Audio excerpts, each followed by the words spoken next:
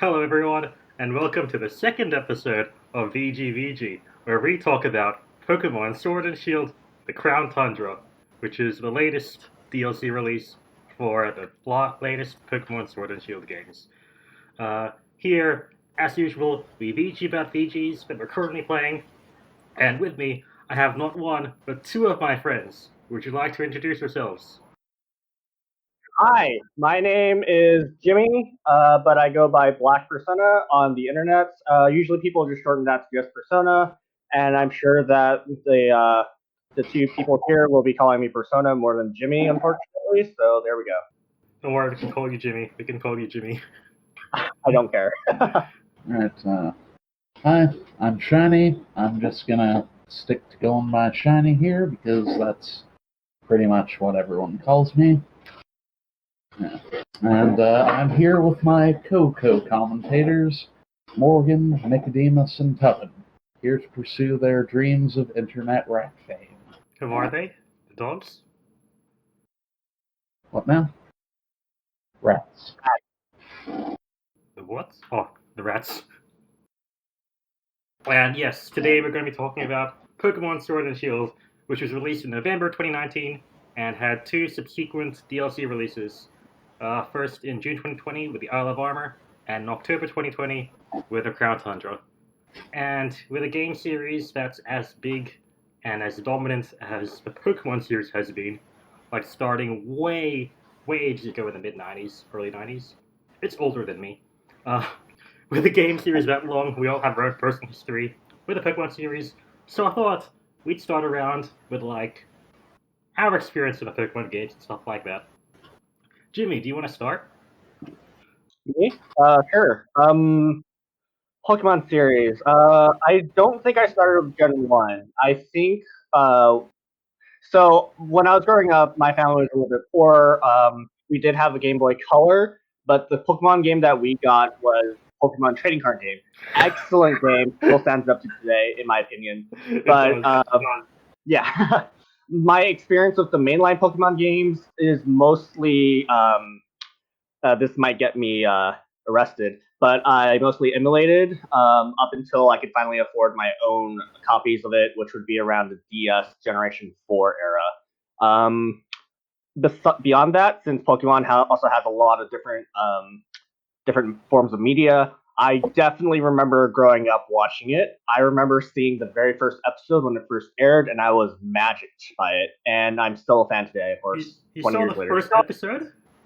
Yeah, saw it first episode, saw it live. Wow, that's amazing. It's crazy. How did you think it would be that big when it first came out, or did you just like put on whatever was on TV? I remember that a second grade teacher of mine was having a lot of trouble spelling Johto, if that answers your question. Spelling what?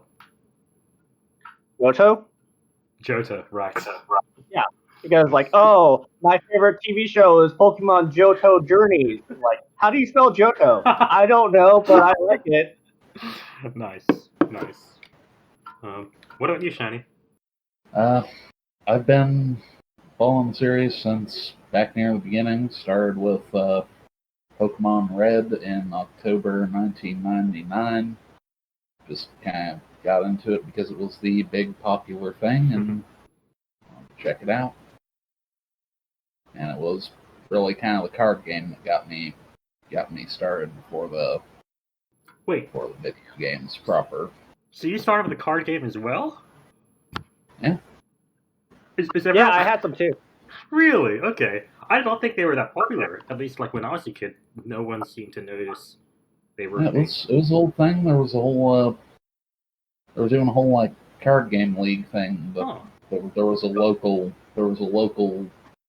chapter or whatever. I don't know what the proper term is. Oh wow! I remember owning an entire binder full of Pokemon trading cards, and I remember loving the Entei card and the Mew card that I got from the movies when I was a kid. Oh wow! I know I got the Dragonite card somehow from the movie. That's all I remember. That's your brand, though. That's literally your brand. I got a couple of movie Mewtwo cards early on, and that was those were kind of the core of my main deck. Well, I played. I kind of fell off the card game after the Gen 2 era. Fair enough. Yeah, same here. I don't think I ever actually played it in real life, other than just like in the card games, the Game Boy Color version. I also remember owning the Pokemon Master Trainers board game. Yes, as well. we had that We used as a to play kid. that. That is amazing. I love it so much. Yeah, I like broke the box and I kept on opening the board game so much. Yeah, my mother had to like laminate our board game and like sticky tape back together because it was falling apart. Oh yeah, that sounds great. yeah. Oh my god. I think So my history is very similar to you all. Where like, honestly, I don't even like remember playing my first Pokemon game. Like, I've just been playing Pokemon for basically as long as I can remember. Like, whether it be via that Pokemon Monster board game, or via the anime, or via Pokemon Blue, I think. Like, my brother had Pokemon Yellow. I think we had like a secondhand Pokemon Red or whatever, and bought Pokemon Blue later on as well. But like, I don't even remember playing my first Pokemon game, which sounds really sad. What's your first memory, Ralph? Oh, with a level 100 victory, though. Beating the Elite Four. I don't know. Okay, all I know is at some point I had like a level 100 Victory Bell, Golduck, and Machamp. And I have no clue why. You just... At least you had the friend. I feel like you have Machamp. I think I like just inherited it from my brother or something. I don't know how it happened. You just couldn't resist the siren call of Victory Bell's horrifying anime screech. I don't even like Victory Bell anymore. Or Golduck. Machamp is still great. But Victory Bell and Golduck, but then the first time I actually played Pokemon properly would have been in 4th generation with Diamond, where I did a small bit of competitive Pokemoning, which I think changed a bit of my perspective and gave me a bit more of a overthinking appreciation of the Pokemon games. Didn't really like Gen 5, loved Gen 6. And then Gen 7 and 8 happened, which I guess is what we're going to be talking about today. Specifically, what did you all think about like the more recent games before Generation 8 happened, like Pokemon X and Y and Sun and Moon? Shiny, you can go ahead and start. Alright, X and Y, I actually like them a fair bit. In particular, very fond of their approach to the decks, both in how many things you can get before the post-game, and the fact that you could get so much good stuff early on, like you could get Snorlax, Aerodactyl, Bagon, Absol, etc., all before Badge 2, so that's pretty neat. Yeah, because you were always one of the like more completionist players, right? You managed to get the national decks completed like even before Generation 6, right? Yep, first completion was in Gen 4. Wow, and in Gen 4, you had to like go through the Pokemon radar and stuff, right? Which yeah, I had to bring up a bunch of stuff from previous gens. Oh, right, but still, that's crazy. Like even before the days where we had like real easy trading, you needed to like actually get everything on your own. Yep, managed to get everything except a couple of the event mythicals where I just action replayed it. Right. Oh, those don't count. Yeah. Look, if they didn't give it to people in the West at that point, like I guess they're pretty good with what you want. You must be in this location at this specific time in this specific part of the universe in order to get this genie. Mythicals, I really hope they just phase those out someday. But anyway, back to Gen 6. They were pretty good games, though I really wish we'd gotten Z because there was definitely some stuff they could have polished up there, in particular just all the things like the power plants that were obvious and the random Zygarde and the post game that were clearly, hey, we've got plans for this. Oh, never mind, we're not doing anything. Onwards to Gen 7. Yeah. And then, what did you think about Gen 7? Gen 7 was real good. Really? Though the Ultra games were kind of unnecessary and kind of screwed up what was already a pretty good plot by shifting more focus away from Lily and trying to make Lusamine, a good person instead of just And honestly, kind of made her, in a way, less sympathetic because I'm pretty sure I've said this before, but her whole motivation in Original Sun Moon of I just want to go hang out with glass jellyfish in the glass jellyfish dimension forever, fucking hard sane. Most relatable Pokemon villain. You think she would have to eat other jellyfish in order to survive there? Probably. Mm. I mean, I'm not saying it would work out well as a plan. I'm just saying I sympathize because Nihilego is fantastic. It is a pretty great Pokemon. Definitely, probably one of my favorite Ultra Beasts, for sure. But yeah, that's really interesting because, like in general, I found that like Generation 6 and Generation 7 seem to be doing like very sort of different things. Where in Generation X you have, sorry, Generation 6 with X and Y, you have all these Pokemon available at once in basically a really grand sort of scope of the world. And a really urban city design for the sort of areas. And then Generation 7, they sort of go in the opposite direction with like rural sort of island scenery, more restricted Pokemon choices, and a much more character-based storyline in comparison. Yeah. So, like I know I love Generation 6. Generation 6 is probably still my favorite Pokemon generation. And thus I'm also upset about the absence of uh, Pokemon Z. But Yeah. Generation 7, I did not like at all. But yeah, what did you think about it, Jimmy? I'm gonna have to scoot back just a little bit further than what Shiny said. I'm gonna start with like Gen 5 because in retrospect, when I said I started with Gen 4 when I was finally buying it, I meant that I owned a DS and I still had an R4, so I was still technically pirating it. But no, I still played like Gen 3 and Gen. Yeah, I have my experience for it. For Gen 5 at the very least, I enjoyed it because it did feel like they're trying something new and different with the formula. There's new Pokemon to catch, and you had to use the new Pokemon, and I thoroughly enjoyed that. But at the same time, I understood how it could be controversial.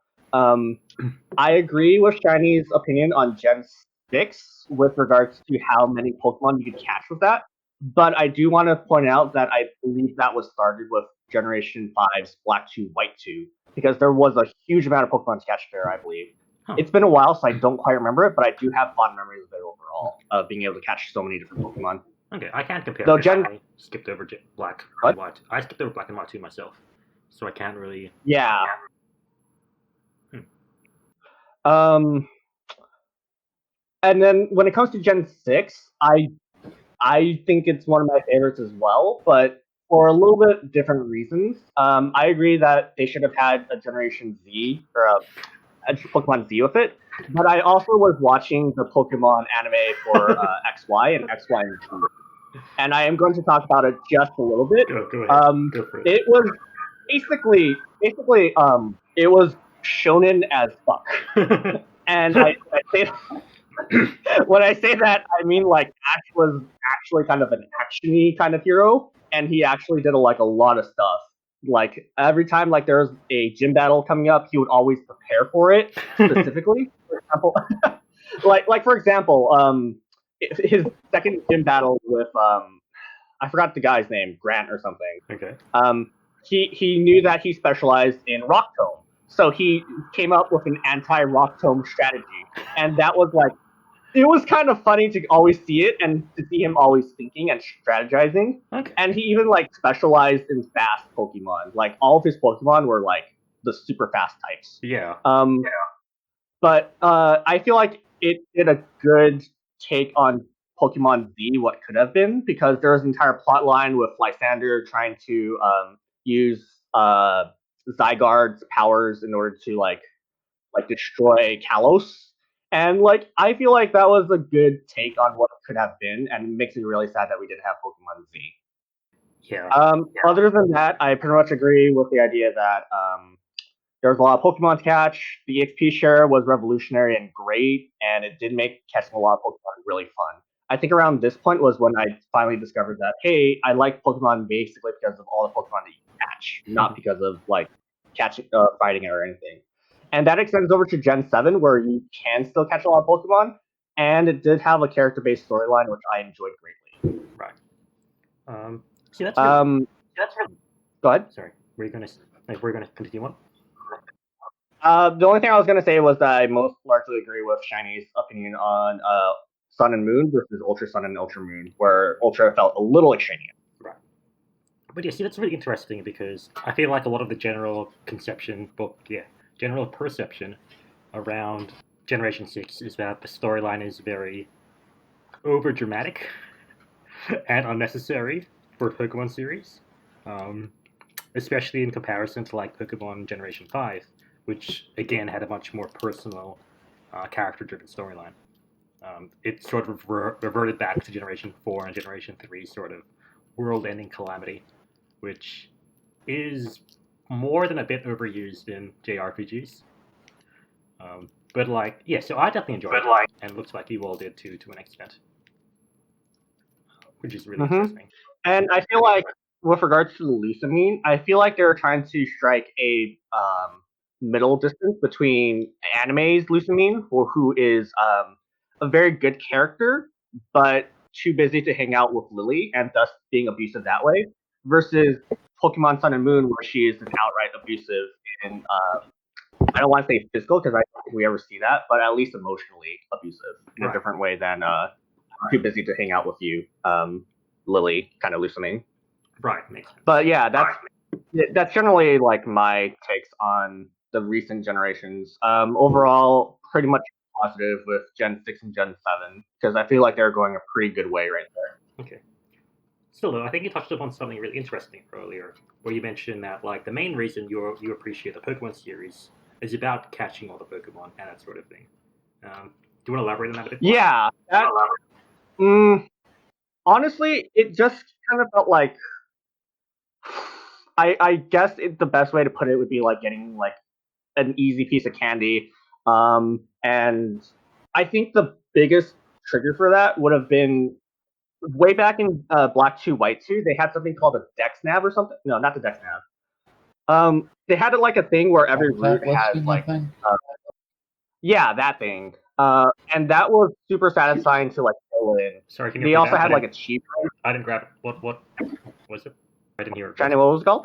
Habitat listing, I think, something like that. It's been a while. But...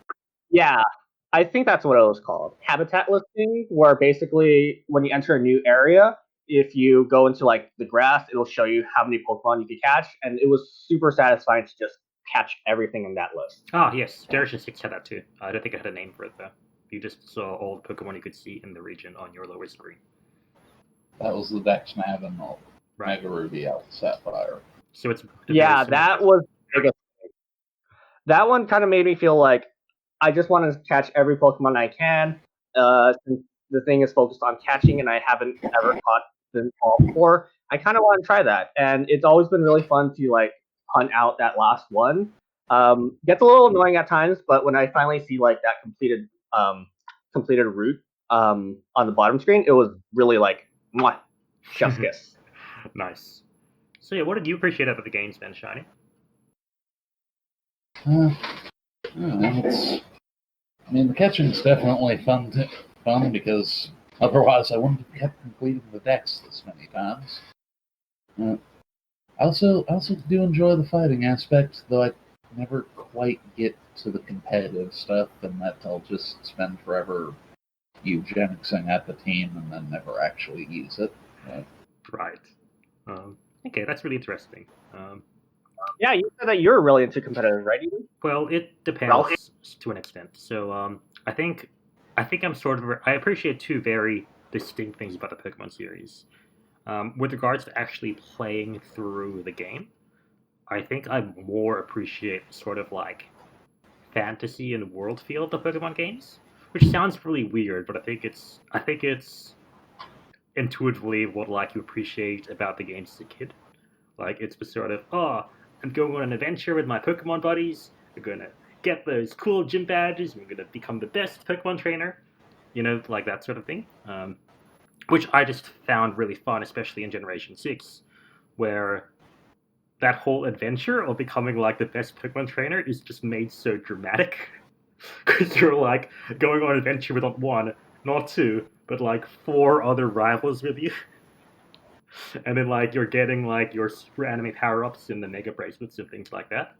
So I just really appreciated that sort of, you know, world feel in a way. And separately to that, I also appreciate the complexity of the battle system.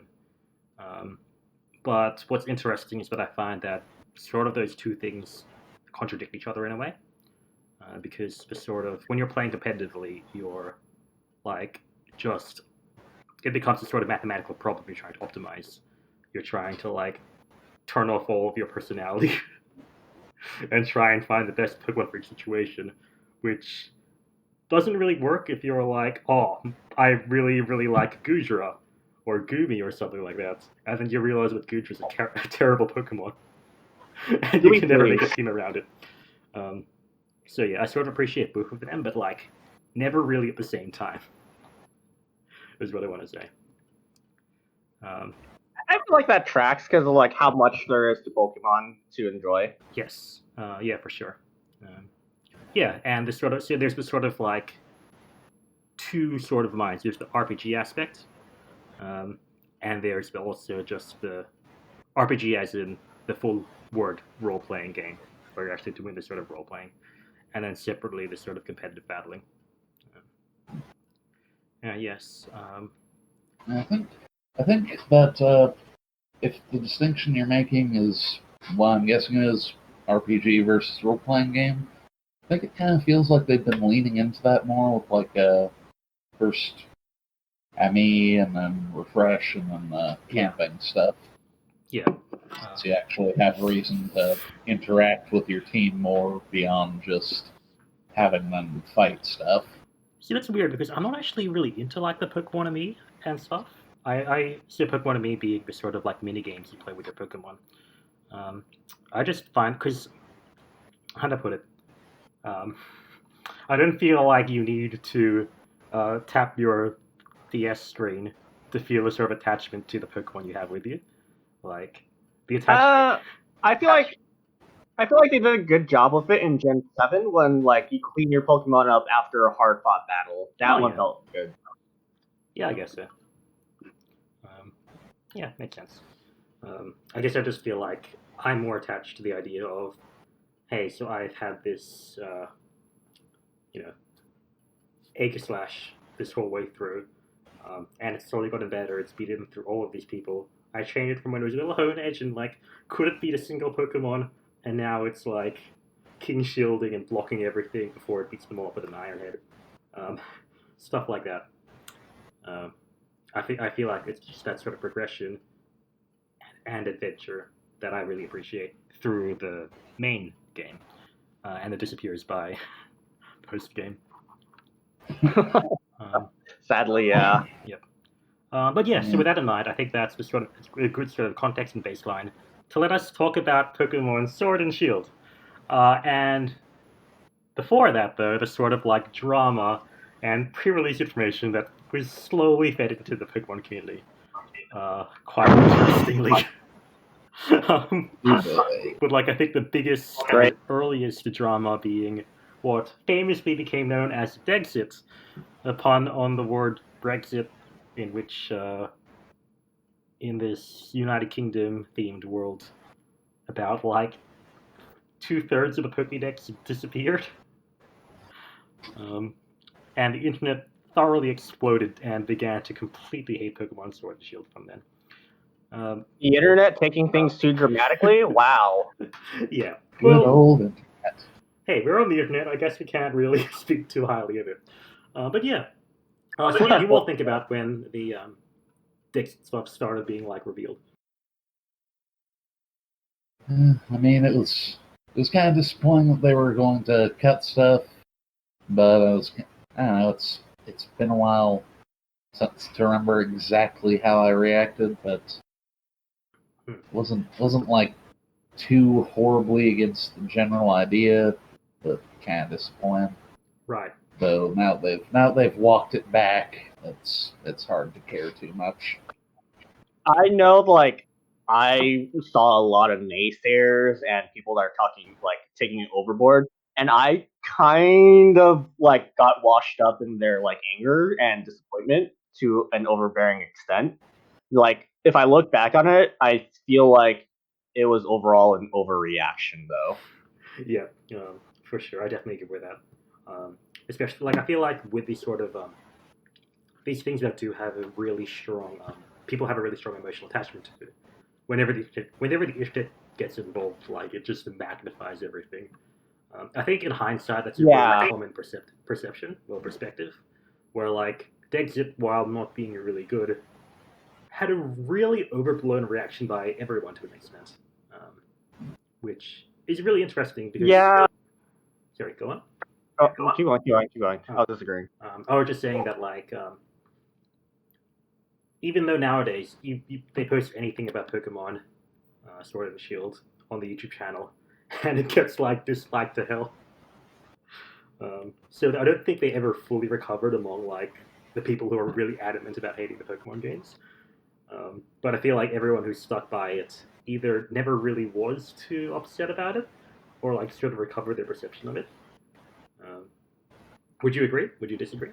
Because like I said, I recall that you were quite negative around the Dexter experience. As far as I've seen anything, it does seem like it doesn't get as much vitriol anymore, though I don't watch the wider community as much.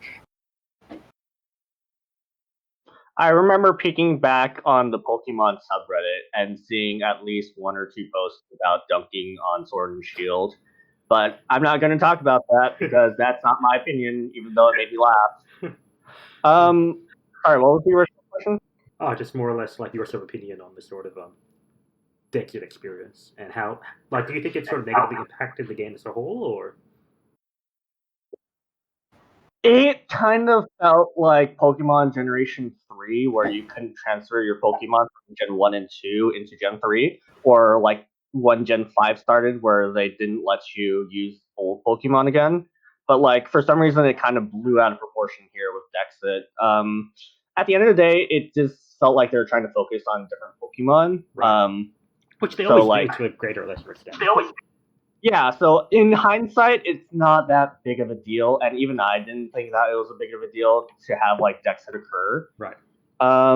It kind of is very disappointing because we're already in like Gen 8, we're on the Switch, and apparently we can't fit all these Pokemon in. But like that, it's going into like things I don't know about personally, so I don't want to comment on like Right. how hardware works or how software works and data and whatnot. Yeah. Although that wouldn't have stopped people like when it was all announced from pretending they knew about it all. I believe. Yeah. But yeah. Yeah. So it's definitely a sort of like dark spot, I think, in the Pokemon community where everyone just hated Game Freak and Nintendo. But then yeah, although I wouldn't say that it is all uncredited. Like there were definitely issues with regards to like the sort of miscommunication where they had about it all. Their sort of refusal to. The most egregious thing. Sorry.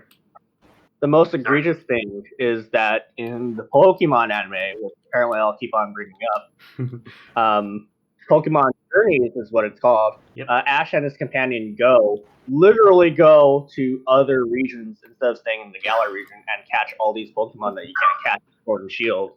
It's dumb. Nice. Actually, so sort of like I believe. Sorry, go on. Actually, I believe you'll find that the most egregious thing about the anime is that they made up a new partner instead of canonizing the aggressively Scottish Gloria and putting her in there. I say this having not watched the new anime, I'm just saying. Scottish Gloria was glorious. Mm-hmm. Yeah, we did get some really good memes, I guess, when Sword and Shield was announced. That much we can accept, I think. But then, yeah, it seemed that like from that, a lot of the sort of pre-release information we got really was hated among a lot of the gamers. I know there was the XP changes, which I personally disagreed with. Like I personally really didn't approve of, where they confirmed that XP share was always going to be set on, with no way to turn it off. I know that was probably the big thing that I was quite disappointed by, because I understood, like I was saying earlier, the sort of fun with Pokemon for me was the sort of RPG aspect. And if you are just curb stomping everyone you see in your way, it sort of decreases that appreciation you have. Um, but yes, that was sort of like my big. Yeah. It kind of turned me off too, because after X and Y, where I had the XP share always on, I made it a point to never have the XP share on in Gen 7, because I wanted to individually appreciate my Pokemon. Right. I didn't want to like just have one in the back just because I liked it. I wanted to actually like enjoy this Pokemon and have like personal memories with me and win these awesome battles instead of bench. Mm-hmm. For me, the experience share was basically fine because, see, let me think for a second on how to put this. Like a lot of the appeal and like having those bigger Pokedexes and stuff for me is I like to replay these games and I like using different themes, shake it up, see how different Pokemon work out and play and all that, right? Yep. So basically, having in from Gen 6 onwards the experience share in its modern form, I just started using multiple teams. Like I'd juggle anywhere between 12 and 18 Pokemon for most of the game, and then somewhere around the end, I'd settle on a final 6 to take to the end game. And I was actually pretty happy with that because I got to try out a bunch of different stuff without having to split across a bunch of playthroughs. Plus the fact that in most of the pre-experience share games, I would at some point have to either do some grinding to actually be on the same level as the end game stuff, even if I was only using the same 6 through the entire game, or I'd go without grinding, have to do a lot of revive spamming through the end game to make up for being 5 to 10 levels down from everything, depending on the game's specific level curve. Yeah. So yeah, getting to juggle 2 teams worth of stuff and while still staying about on par in levels was basically perfect for me. So I was, as far as my end's concerned, I'm fine with it just being the default and kind of maybe implicitly expected gameplay mode to play like that, but I do understand that would annoy people who prefer to just commit to a single team of 6 for the whole thing. Yeah, which I think you hit it right on the nail there. Where like, as you said, people who do want to stick with a whole 6, like me and like Jimmy to an extent, were really affected by this change. Whereas people who, like you, used a larger range but appreciated, like, didn't really care so much. And I feel like that's sort of like the beauty of Pokemon in a way, where, like we were touching upon earlier, everyone's appreciating the game in very different ways. And thus, any change they do that makes one method more enjoyable may damage the enjoyment of other methods, which I guess is part of why a lot of people were so caught up in things like Dexter, where they do sort of diminish your options in picking the Pokemon you use. But yeah. Is it time for more Pokemon anime trivia? Go for it. All I'm saying is that in Generation 5, Ash went from having 6 Pokemon only to having a cycle 12 Pokemon. Oh, really? Probably not actually 12. And he sucked in Gen 5. All I'm saying, Shiny. He was the worst as he's ever been in Gen 5, and he was cycling Pokemon out. So that is proof that no, EXP share all is bad. Okay, but see, I haven't watched I haven't watched the anime since like the Gen 2 days, so I've got to ask, how much Audino grinding was Ash doing? The Audino grind He didn't grind a single Well, that Audino. explains it. You need to do that to keep up with even 6, let alone 12. I bet he didn't even have a lucky egg. No, he did not. He fought a Hydreigon with no fully evolved Pokemon in his party. Again, that does sound like my Generation 5 playthrough. He lost a 6 Pokemon versus 5 Pokemon because his opponent forgot his 6 Pokemon. Wow. It was a bad anime. It's because he was cycling Pokemon out. Okay. Maybe Ash just needs the XP share of that anime series. Yeah, probably. But yeah, and I guess with that in mind, when Pokemon Sword and Shield eventually did release, what do you all think about that? I feel like the internet perception was still relatively low, but I know I, for one, had relatively high enjoyment of the game at the time. What did you all think about it as you were actually playing through the game for yourself? So my experience from the attempt to play it simultaneously that kind of stalled out partway ended up being kind of weird because I wanted to play. We should probably explain. Yeah, we were. It was me, Persona, and another friend of ours. We were going to play and stop at specific checkpoints, and then we'd all stop and battle each other with our in-game teams, move on to the next checkpoint, repeat, and we got as far as I think the third badge, and just kind of fell apart because the third person involved didn't really have time to play and keep up, so we ended up just kind of going at our own paces from that after a while.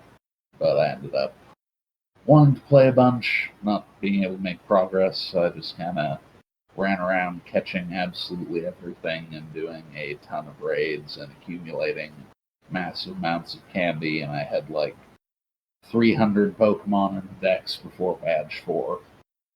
Wow. It got kind of ridiculous. But yeah. So that kind of made it weird for me. I probably would have had like the game. A lot of it with like the story and stuff was kind of weak. I feel like I might have appreciated it more if I'd played at my normal new game place and just kind of blitzing through things, and that would have held up better in one go. And then maybe I'd have noticed more of the cracks on the inevitable play. But as it is, it was still an okay experience, but just a really weak plot, and I've got opinions on how the wild area thing out. Like, I know I said that I liked the greater amount of options in the decks, but the wild area's method of, hey, we're gonna dump 90% of the options on you right now, and then a few more things are gonna trickle in through the actual routes, which are mostly short straight lines. We're also gonna have no dungeons or basically any areas that are remotely involved. Right. Didn't really work for me, and just the fact that Team Yell is the most nothing team. You never hear the name Macrocosmos until you're actually fighting them at the end. There are many things you need to put a pin on for now. So we'll come back to the wild area and the sort of world design. But I think we should talk a bit about the story right now. I think that's a good place to start. Because I thought the story was fine. I thought it was good. that's what I'm kind of agreement with Ralph here, but at the same time, I feel like it's more of an in-between with me and Shiny and Ralph's opinions.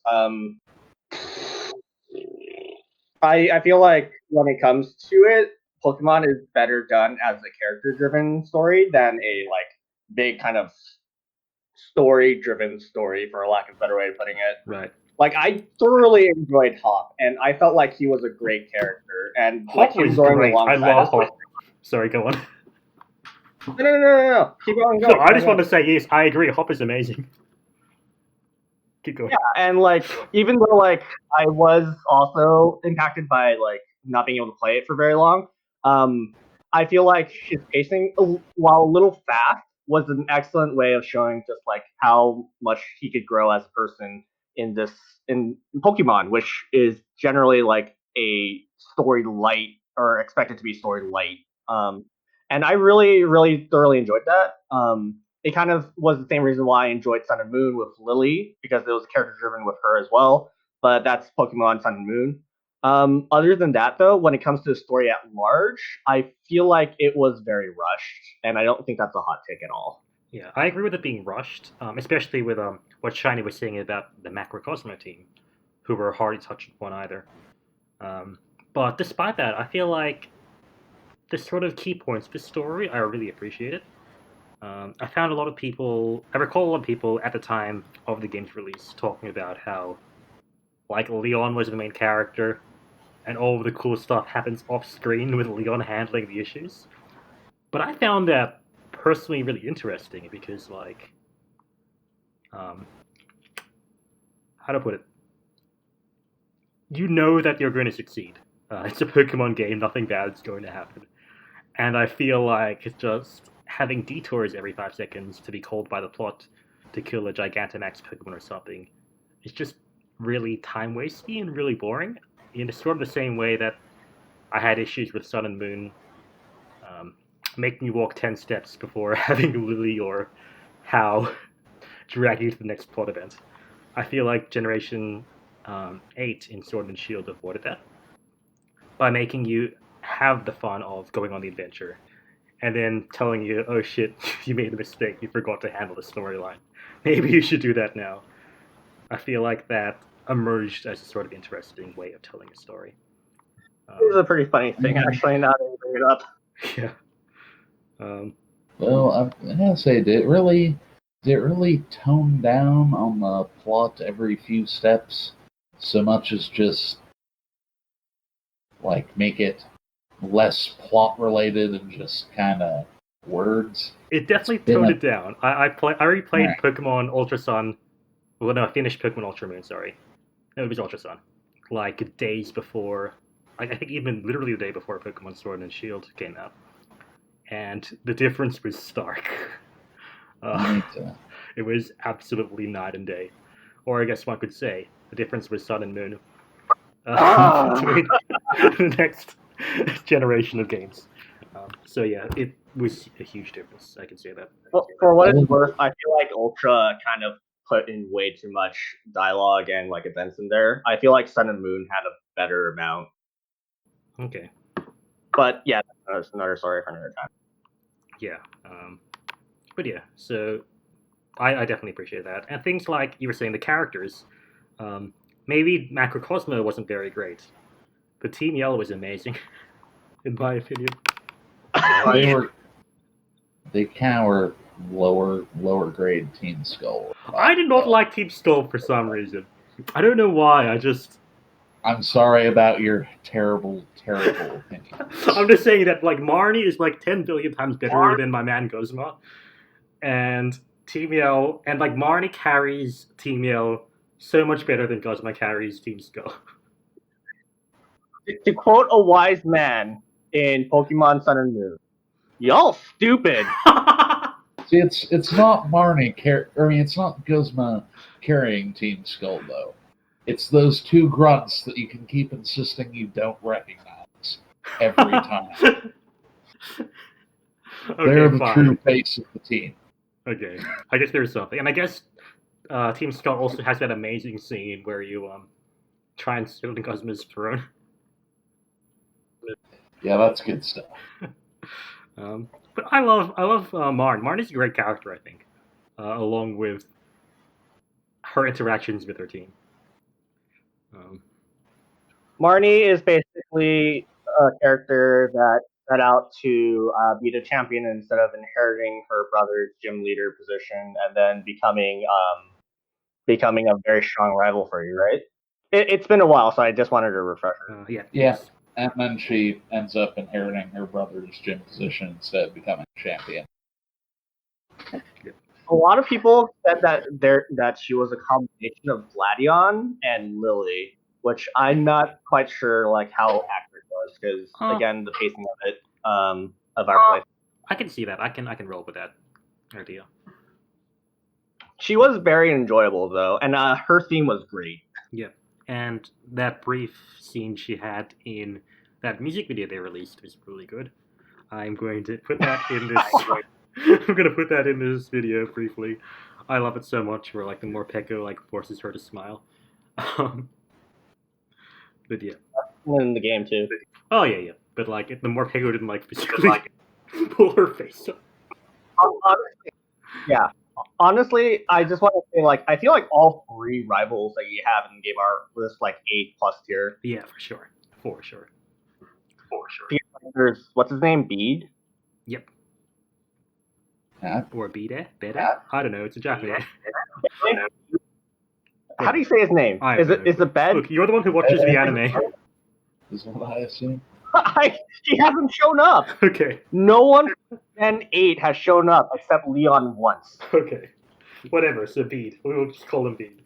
The rivals were all basically good, except Pop, please shut the fuck up about type advantages. I thought that was cute. I thought that was really cute.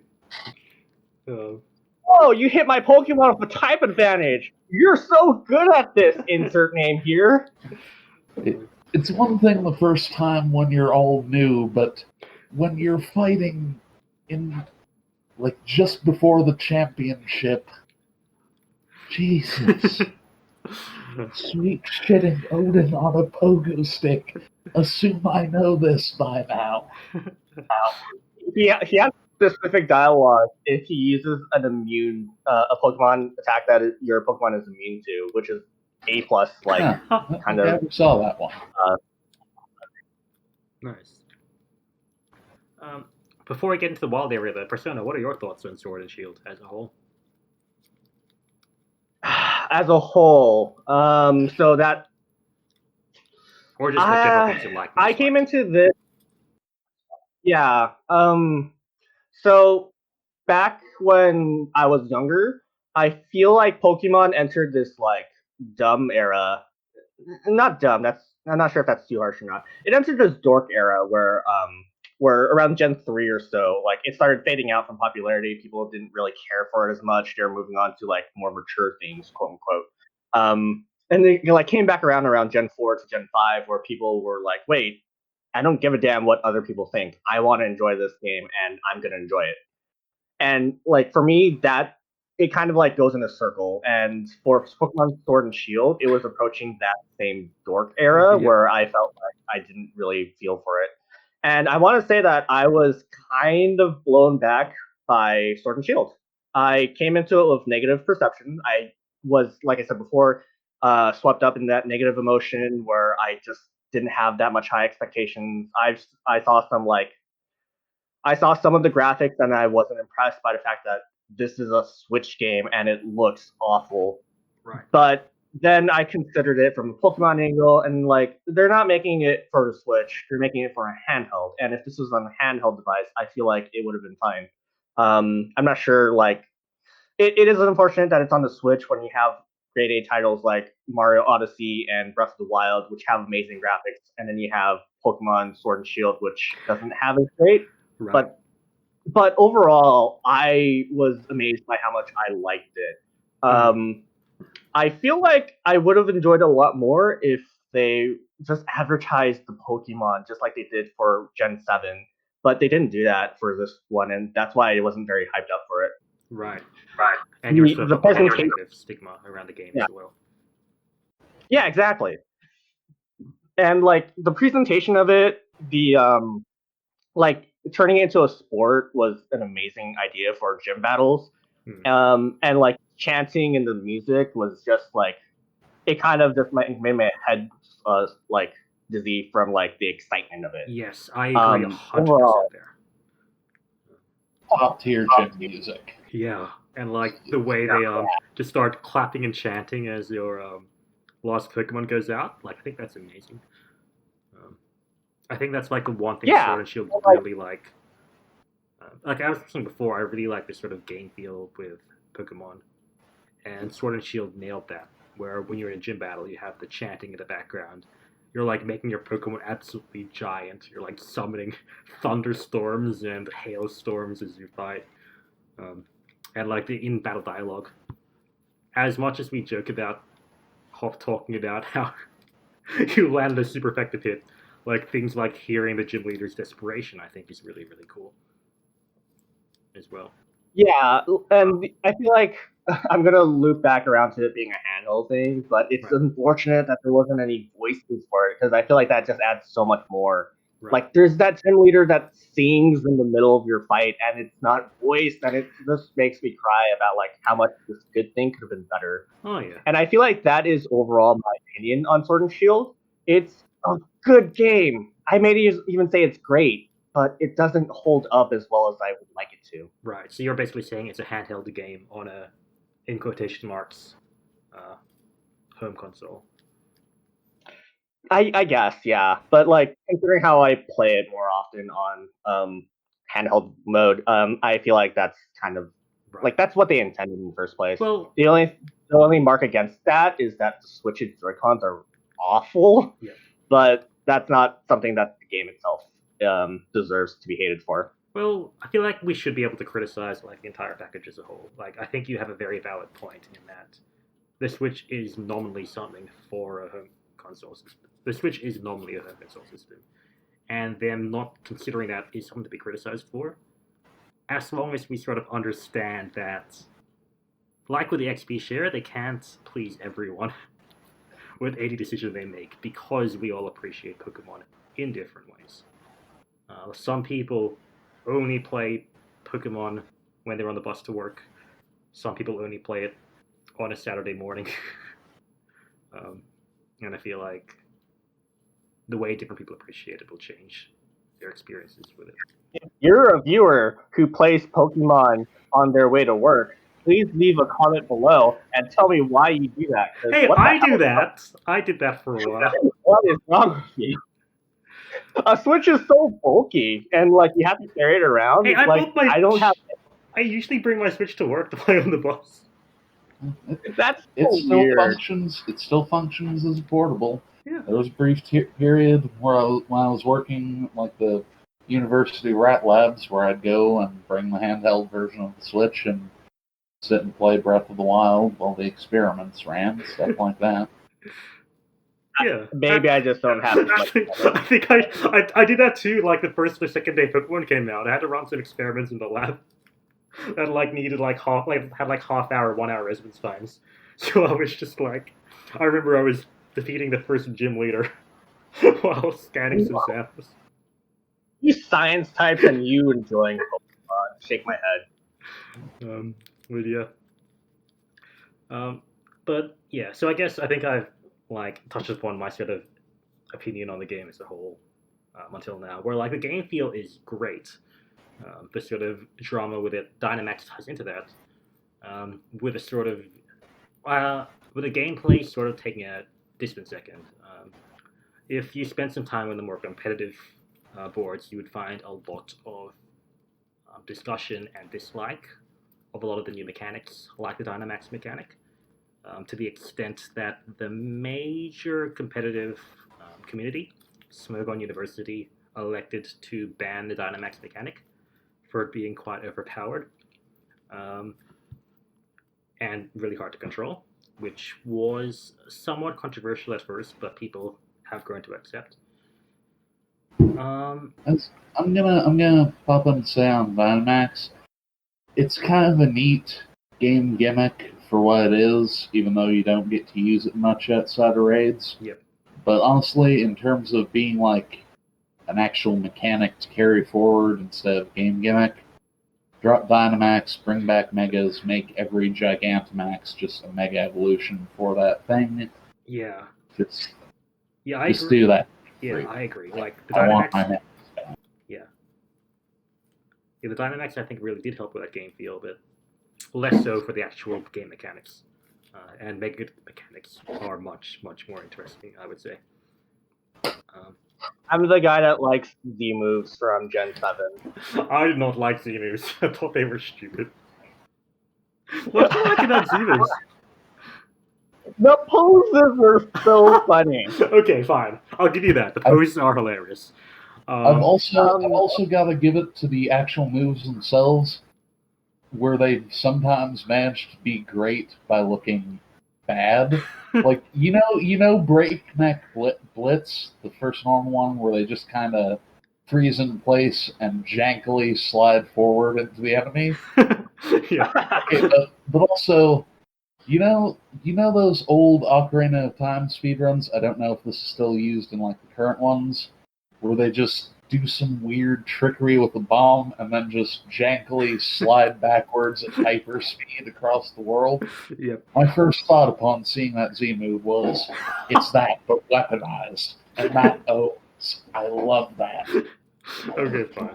I guess it does have its jank charm, but like, Yeah, Z moves are good, but they're in the middle. Mega Evolution is the top mechanic, Dynamax on bottom. okay, I put Mega way on top, third Dynamax second, and then Z moves third. Like Z move is just the worst Dynamax. Like Dynamax give you 3 Z moves and make you big. I feel like the only reason why I prefer Z moves over Dynamaxing and Mega Evolution is basically because when you have when you're having a Mega Evolution, or when you have a Mega Evolution, it kind of snowballs because you could either have a really, really strong Pokemon and you can keep on snowballing and Right. so you win, or you could have something that is just so tanky and you can't deal with it very much without devoting too much of your resources, stuff like that. And that's why I kind of appreciate Dynamaxing a little bit more because it is a 3-turn limit at the end of the day. It's kind of unfortunate that visually speaking, it's just a bigger version of a Pokemon, or there's just minor changes if it's a Gigamax instead of a Dynamax. Right. But I feel like in terms of like just snowballing, you either have like it's like you don't get to do anything, and like no matter what you do, you can't win against it. And that's why I like prefer something that's a big burst instead of like a consistent over time sort of thing. Okay. So I guess this is sort of where we have to differentiate between whether something feels like fun in a single player game or whether it's sort of a valid, interesting game mechanics decision. That's And fair. That's fair. Yeah. I guess I would say that with regards to like being a sort of fun single player mechanic, the idea of just having one single mega move, in my opinion, isn't very enjoyable.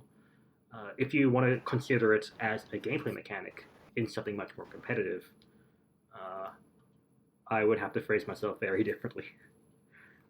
That's fair. Yeah. If we're just judging from the game, then yeah, I do agree that like Mega Evolution was really fun. Yeah. And Dynamaxing is just like a shoddy poor man's copy of it, I guess. Yeah. And like, I guess if we touched upon it briefly, with regards to competitiveness, like the general stance is, as you say, Dynamax is incredibly snowbally because you can Dynamax basically any of your Pokemon without any opportunity cost. And then a lot of the moves, like Max Airstream, the flying type move, increases your speed, or Max Knuckle, the fighting type move, increases your attack, and can just ridiculously snowball any sort of Pokemon, which is why they sort of banned it. Whereas with Mega Evolutions, they're much more predictable because you knew which Pokemons could Mega Evolve and what they did once they Mega Evolved. Even then, some Mega Evolutions, like Mega Lucario or Mega Salamence, were just so ridiculously overpowered in comparison to the others that Smoke University, the competitive community, elected to ban it. Whereas Z moves were, at times, I believe, considered for that. The competitive impact of Z moves is more just the extent that things that would be counters are no longer counters. You could just blast any Pokemon with a superpowered move and kill it, even if it was meant to be a counter to your Pokemon. But you still had an opportunity cost of needing to run the Z move as an item. Yeah. I guess at the end of the day, like Z moves are okay. Yeah. Mega Evolutions are great. But combining those two into one thing, and it sucks. Not that it's not fun though. Like I found it really, really fun in single player. Competitively, Dynamax or can't really Dynamax, yeah. Dynamax. Like I was saying, it adds a lot to the game feel. But yeah, so I've more or less touched upon my opinions before. But like the sort of main issue I had, the main very personal issue I had with Pokemon Sword and Shield is the Gigantamax system, where certain Pokemon you obtain from raids had the ability to Dynamax into a special, unique form, the Gigantamax, which basically, through a long series of events, involved me abandoning the one Pokemon that carried me through like the first 5 badges to pick up a better form. I forgot you did that! Sorry? I forgot that you did that! I still feel so bad.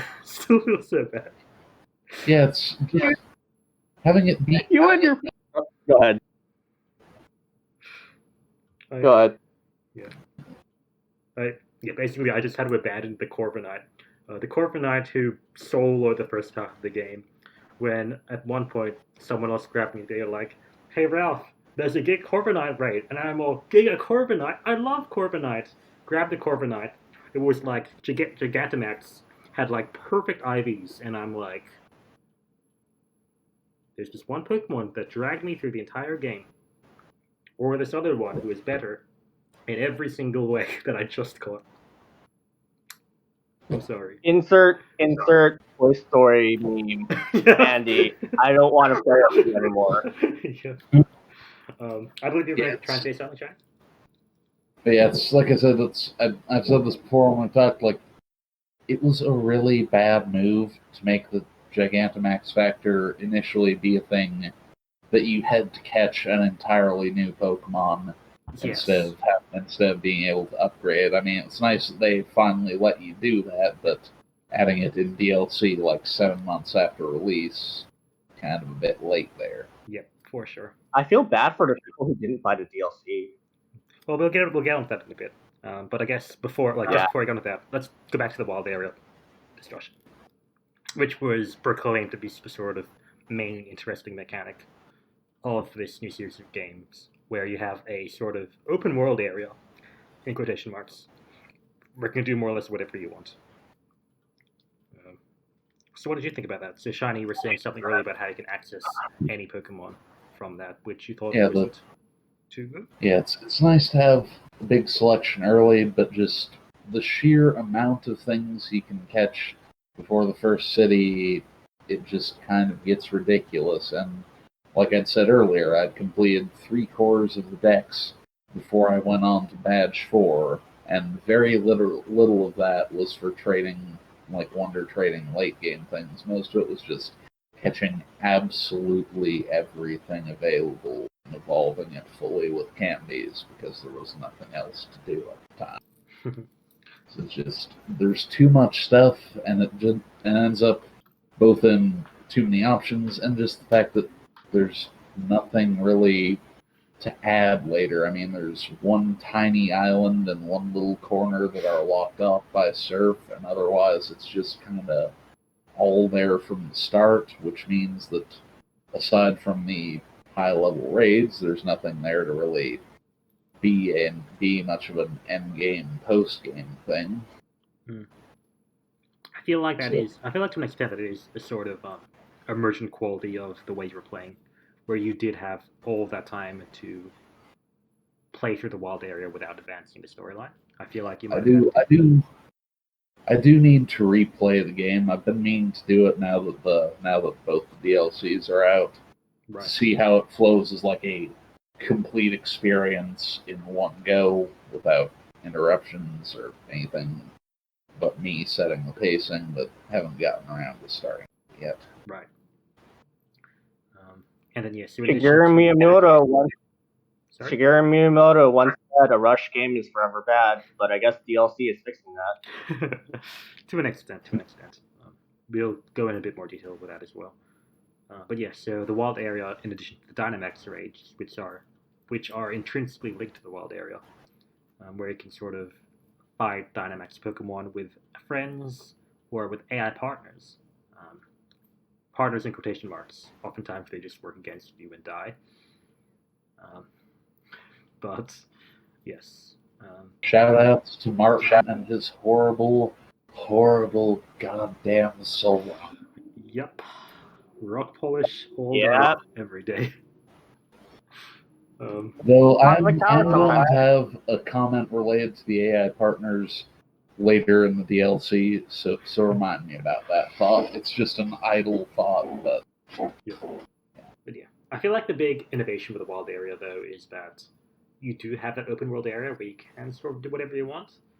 But I feel like, okay, I know that when I was playing through Sword and Shield, I felt like they sort of took a weird middle ground where they could have had something great if the entire area, the entire game was a wild area and it was fully open world.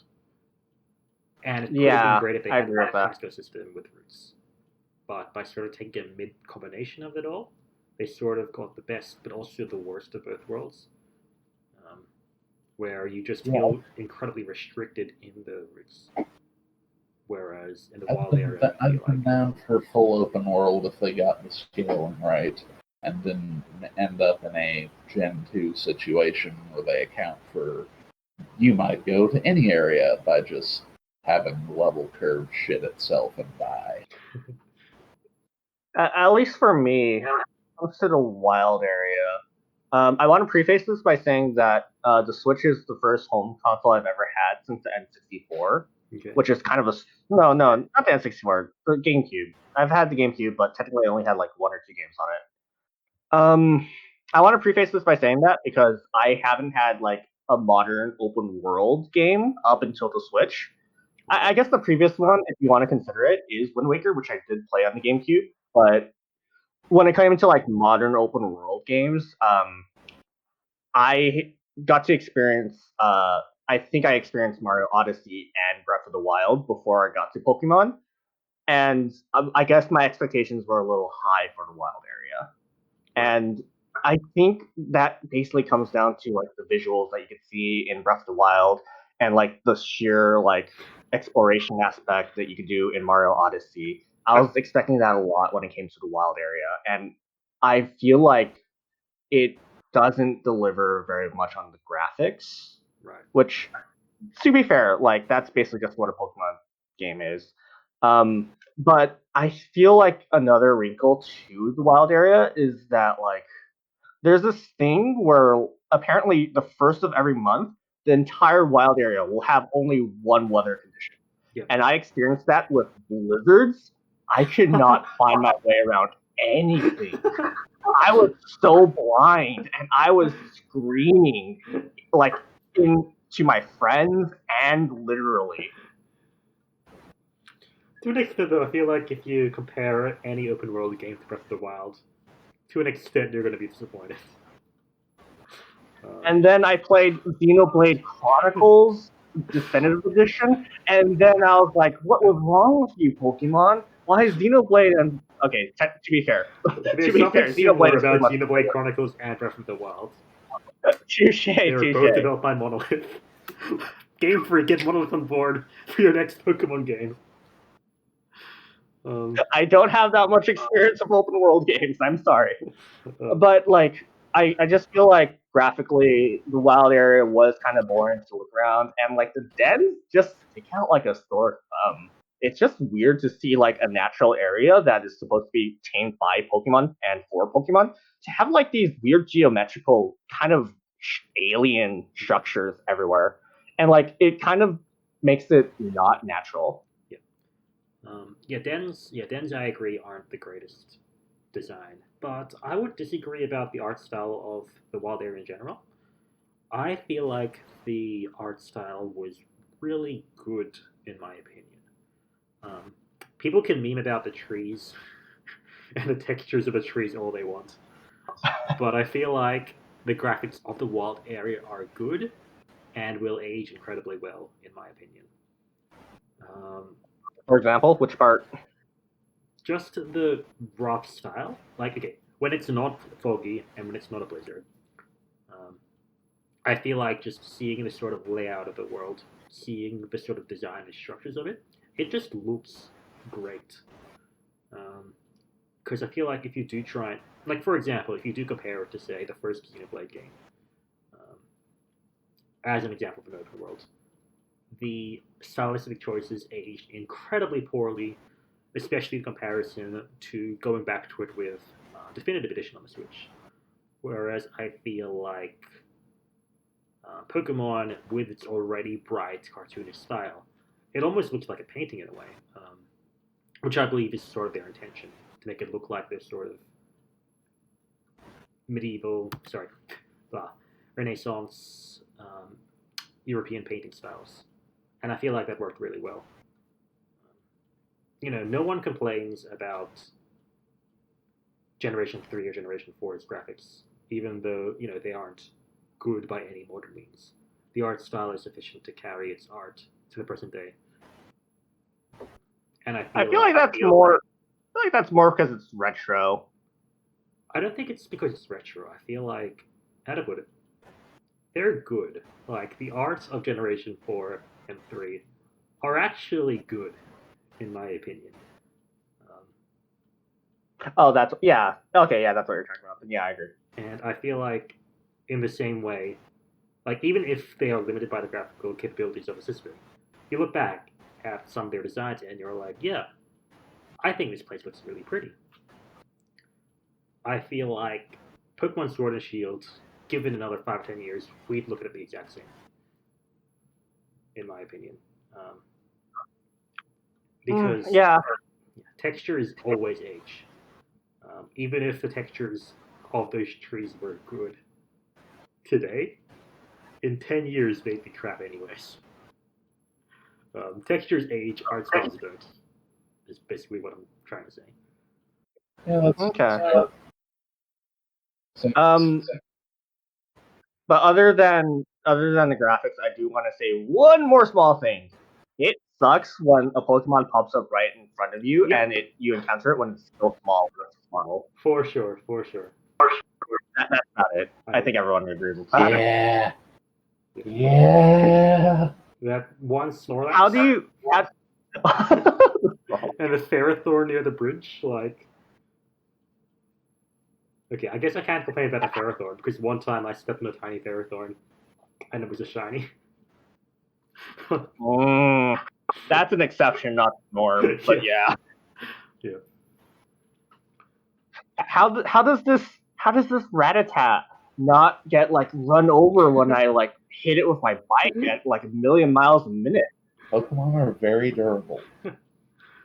Yeah, whenever I crash into a Pokemon with my bike, whenever I'm doing that Watt relay race thing, I'm the one that spins out, and the Pokemon is just staring at me. Even if it's a small little thing like a Krabby. Nice. Pokemon are swole. They are. I feel like there's even a Pokemon that's called Buzzwole. Anyway. Nah, that's not in Pokemon. I don't know. It's not. If you Definitely ran not in one of those, your bike would probably just break. Probably. Is there anything else you want to say about base game before we start talking about the DLC? Raids suck. Yeah. Yes. I agree. Raids are very mixed. I don't like raids. I feel like they're bad. I guess me and Percentage should go first. But basically, in my opinion, the sort of shield mechanic, where no matter how much damage you do, your damage will be cut off at certain thresholds for the Pokemon to gain X amount of HP blocks, is really, really bad because it really diminishes your options. Your only way to fight is by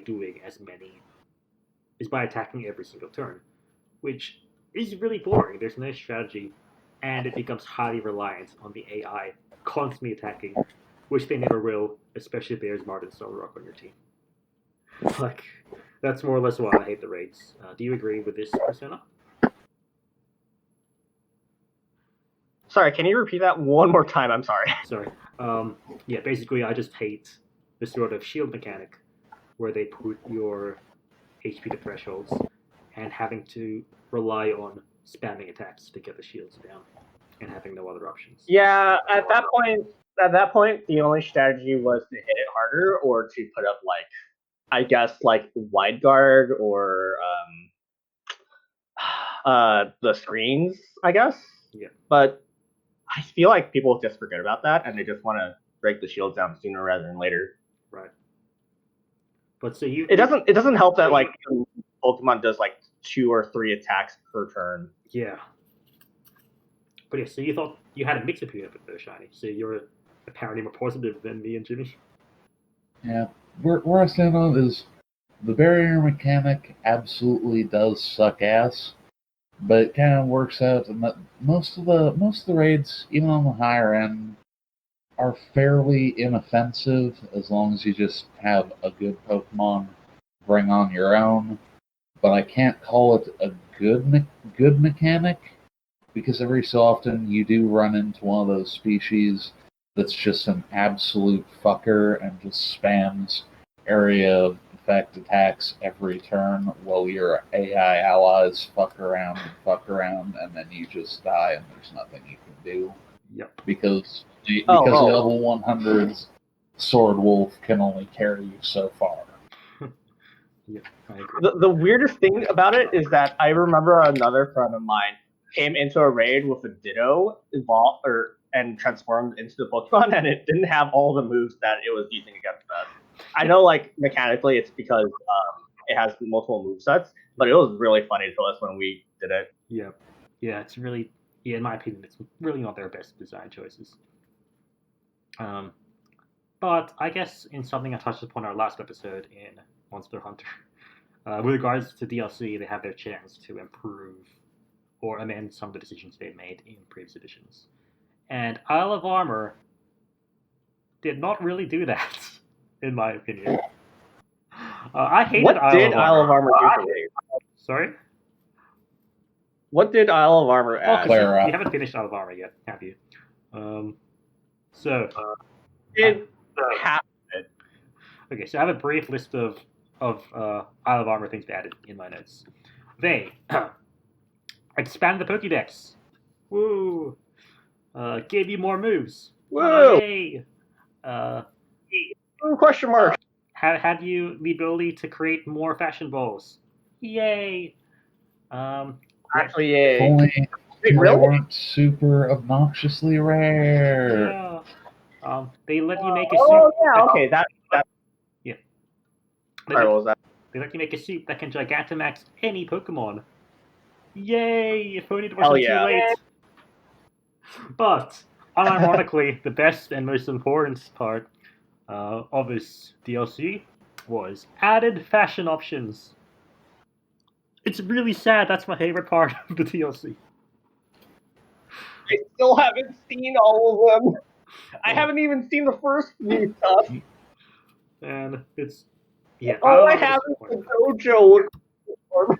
Sorry? All I have is the dojo uniform, and that's all the new fashion. Oh, I think once you unlock the DLC, you can just go to any shop and you just buy their new clothes. There are just new clothes in every shop now. Like you've already unlocked it, you just need to go there. I'm gonna have You get the fashion pass right off the bat from Clara or what's his name? Avery, I believe. Avery or something, yeah. So yeah, you just can literally go and buy it now. But yeah, I found Isle of Armor quite disappointing personally. Would you both agree or disagree? Yeah, it wasn't that great. It was nice as a little bit of expansion, but it doesn't really turn things around. Yeah, I think like my biggest issue is that the game sort of framed it as something that you would do, like a sort of side quest that you do partway through your main game. But by this point, being released months after the initial game, really doesn't work out because Not at all. No, because at this point you're probably already the champion. I would argue that this is a very common situation. I feel like either you would have finished the game, want to play more Pokemon, and therefore buy the DLC, or you might have not finished the game yet because you're a kid, and thus wouldn't buy the DLC because you're a kid. In my opinion, I feel like the crossover between people. I don't know. Sorry.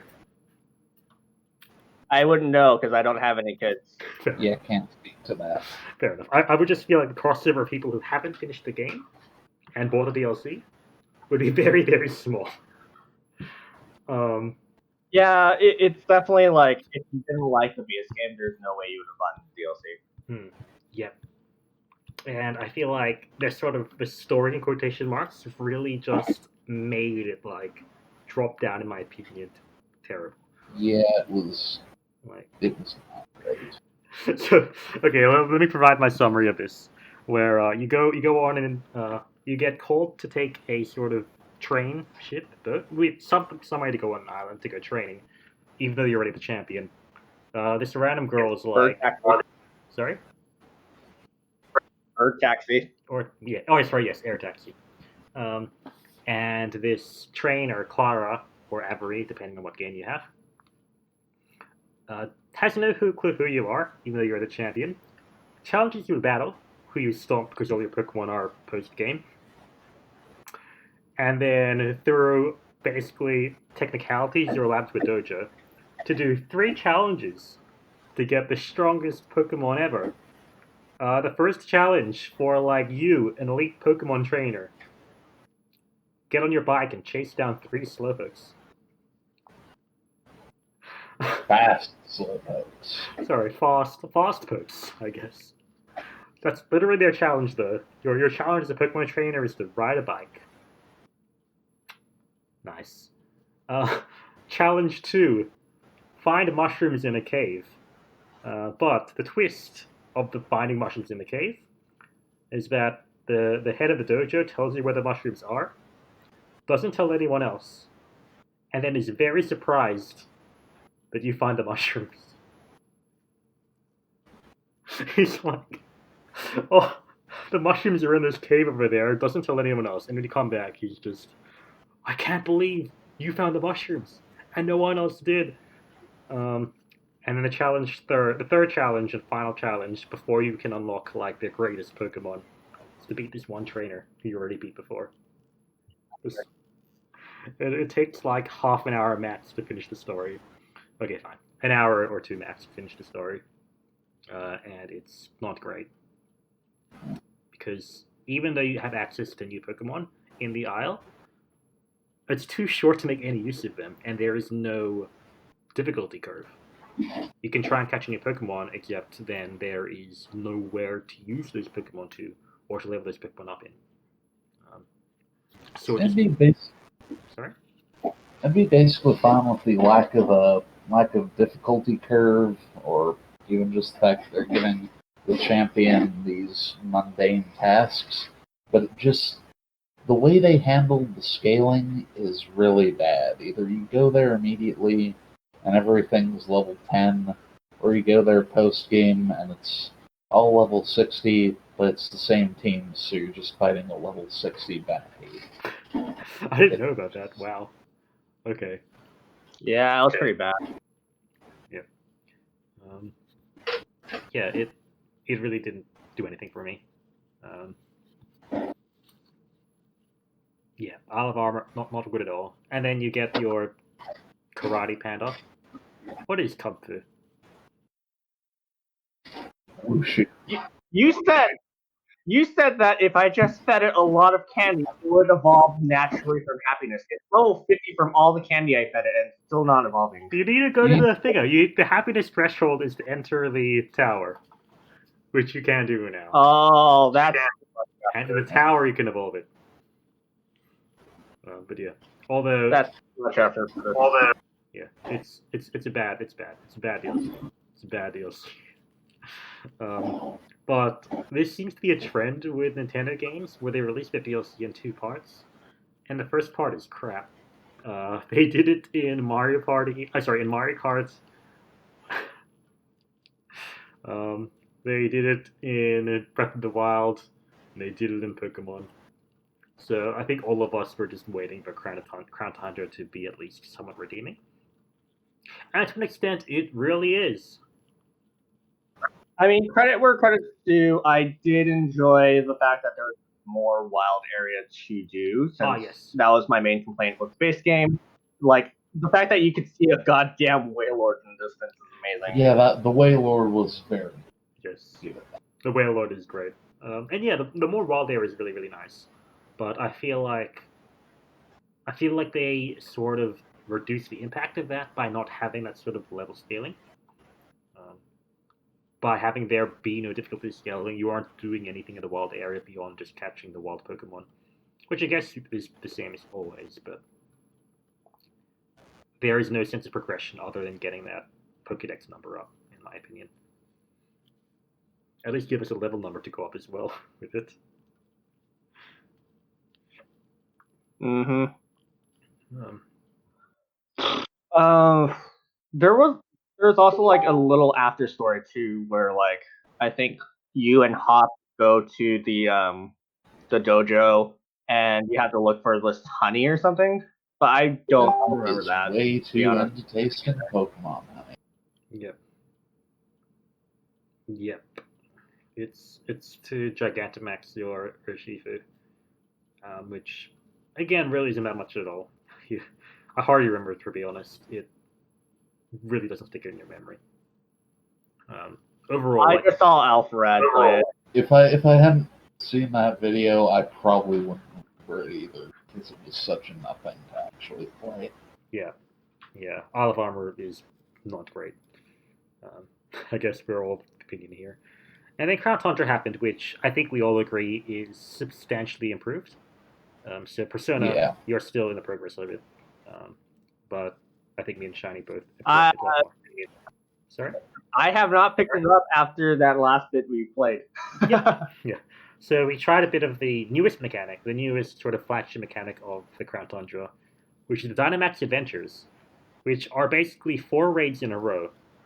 But unlike what we were touching upon before with raids being terrible because of the shield mechanic, Dynamax Adventures have no shields. So if you do a lot of damage, you actually do a lot of damage instead of it being like cut through by a threshold to a certain number.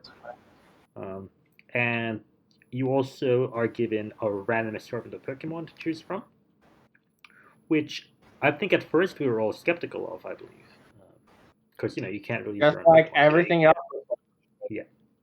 But by making sure we don't just have a Sword Wolf to Behemoth Bash our way to victory, we do have those extra options, which I think, like, they can better scale the difficulty. So I think it became more enjoyable that way. And the sort of multiplayer mechanic, I think, really kicked it off. Yeah, that was real fun to do multiplayer with actual teammates. Yes, and like having to negotiate over who gets to keep what Pokemon, or which way we should go. And me really trying to fight Bewares, even though it'll get us killed, because I love Beware.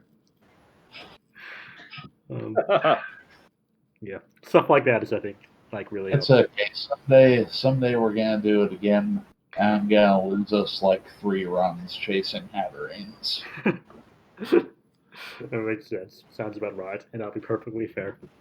But yeah, like, I think Dynamax Adventures are a really great mechanic, and like, it's basically what Dynamax or what Dynarade should have been from the start, where you're actually making interesting decisions with your friends, as opposed to, okay, everyone use Behemoth Bash now.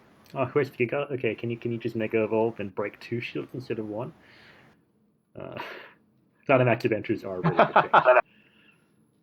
It definitely does have that strategy element that the main raids were lacking, and I do feel like just the fact that there's multiple raids instead of just one contributes to that. Since I guess like if you're only going to fight one, they do have to balance that difficulty, and balancing that is kind of difficult in and of itself. Yeah, for sure.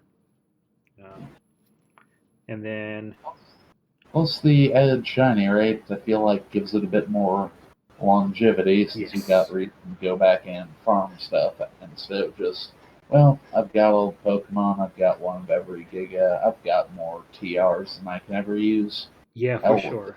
For sure, I really like that as well. I like the ability to that. So the shiny rate increased to 1% for every Pokemon you find in Dynamax Adventures. And yeah, that basically just means. Otherwise, it's 1 in 300. Yes, sorry, if you have a shiny charm. And yeah, I feel like that basically gives you a reason to keep on playing it, because now there's a feasible chance of getting shinies. You aren't just going to be hatching Dreepies for hours and hours and hours on end until your entire boxes are filled with like 5 IV Dreepies. Not that I know anything about that. It's people like you that ruin the surprise trade. I had to catch my Dreepy on my own during the first game. Because no one had Dreepies at that point, and it was terrible. I I was a forgot Dreepy about pioneer. I completely forgot about that until you all mentioned it. But yeah. Just for context, if people listening haven't played it, Dreepy is an adorable Pokemon that is very popular and also very strong. There's a system in Pokemon where you can trade Pokemon randomly with a random stranger, and because so many people like Dreepies and have too many Dreepies, they keep giving away free Dreepies on the random trades, which means if you put in a random trade, you have a very, very high probability of just being given a Dreepy, which is really funny and annoying for me because when I first started off, Dreepies are incredibly hard to catch. Um, so it took me hours to catch my first Dreepy, and now anyone can get a billion of them accidentally. The fun thing is that they're shaped like arrows, so like you can envision someone throwing an arrow at you whenever you trade a Pokemon. Nice. But yeah, Dynamax Adventures happened, but there is more to Current Tundra than Dynamax Adventures. I liked the story. What what do you all think about what like so? I guess Persona you haven't really finished it so far. But China, what did you think about like? Nope, I liked that they made Calyrex an actual character. Yes. That was, since they don't really do that with Pokemon generally, beyond like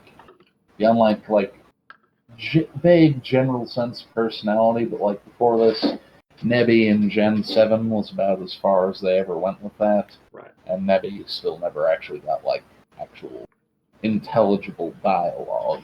Right. Plus, like Calyrex Ew. Sorry. Q. Yeah. Right. That's like, all I had to say. It just pewed at you and hated bags. Nice. But like Calyrex is actually funny. Is what I want to say. Like, it actually became enjoyable to an extent. Like just watching Calyrex do his thing, and it just made it fun to play. Yeah, the personality did a lot to redeem how goofy looking its unmounted design is. I think that's the point, though. Like it. Well, yeah, I mean, it's just like before the Crown Tundra. Wow, this thing looks stupid. But Yeah. then it starts talking, and then okay, this works. This works now that the weird, goofy-looking thing is in fact a weird, goofy Pokemon. A weird, goofy Pokemon that pretends it's serious, just like its goofy hat and its serious expression. Like it's perfect. The personality perfectly matches what it looks like, and I love it so much. Yeah, actually, I think I agree with you. When I saw Calyrex at first, I'm all, this Pokemon's pretty lame, but like the personality makes it. Yeah. It does when they put it on its horse and it gets longer cape, it does legitimately look cool. It I does. have to give it. It does look cool, but it's still like it still has that perfect amount of goofiness where like you don't take it seriously, you just still laugh at it. But you laugh at it, but it's also cool. Which I think is a mark of just being a really, really good design. Like Calyrex is amazingly designed. And oh yeah, so catching the other legendaries as well is I think really, really cool.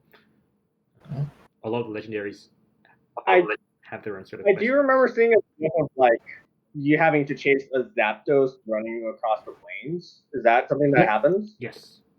Yeah. There's a series So of. so how does that happen? Sorry. Are they just like wild Pokemon in the wild area that you have to chase after, or what? It's a bit of a mix. So you end up having to initiate the side quest by a certain part of the story in quotations, which you can do at any time.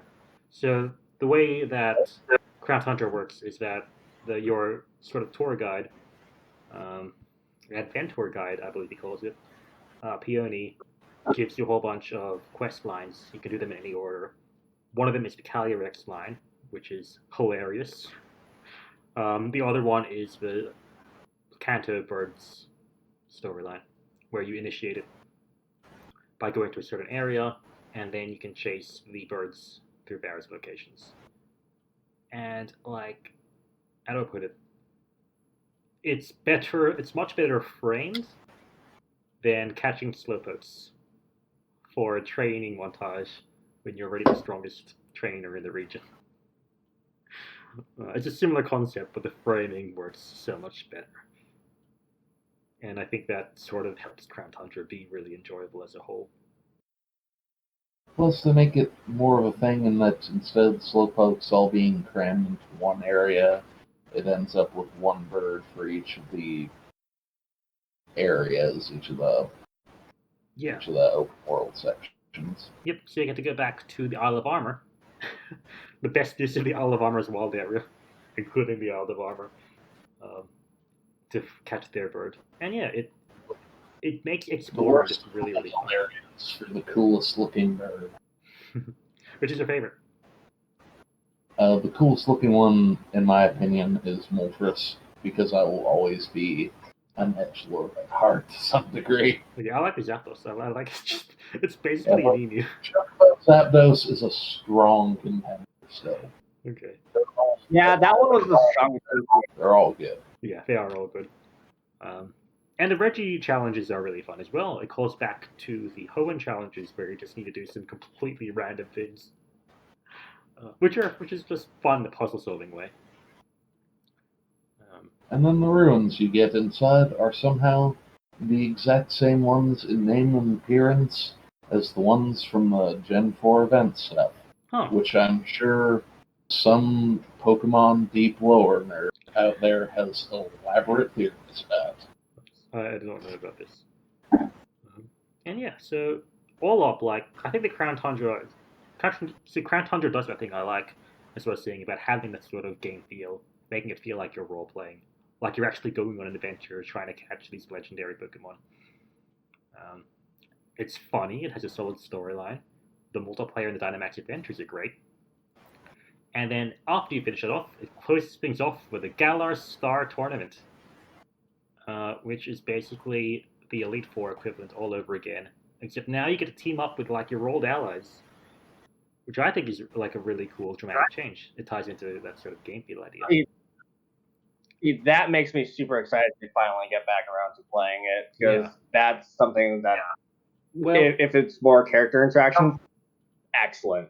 That's something that I always enjoyed with the previous game, where like you could just rematch the gym leaders. I don't want to hype it up too much because it's like, again, a lot of the dialogue is just the in battle sort of dialogue, which is minimal, but is enough to just give you that sort of motivation, extra interest. It's like a small bit of extra flavor.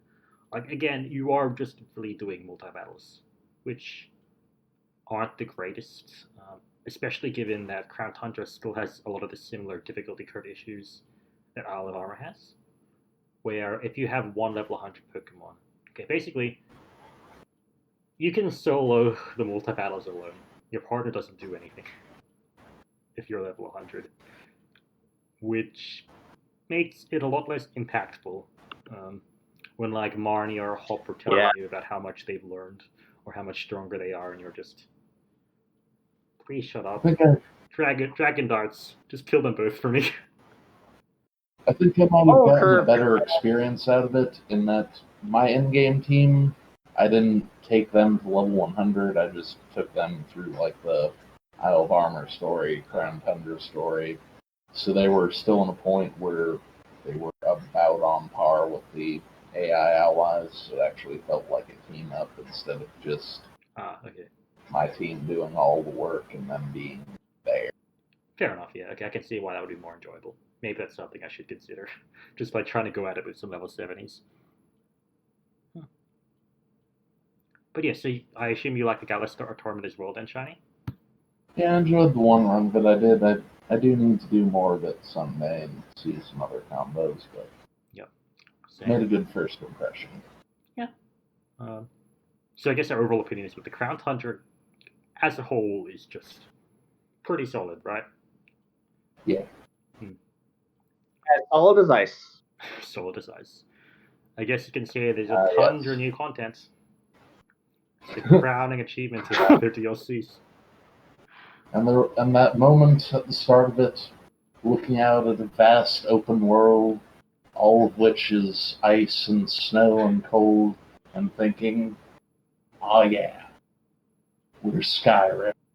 Then you just hear like a Dragonborn theme playing in the background. Yes. To be honest, though, so I was playing like Iceborne just before this, Monster Hunter World, which has its own ice theme. So I'm like, okay, back in Iceland. Let's keep going. Same old, same old. But yeah.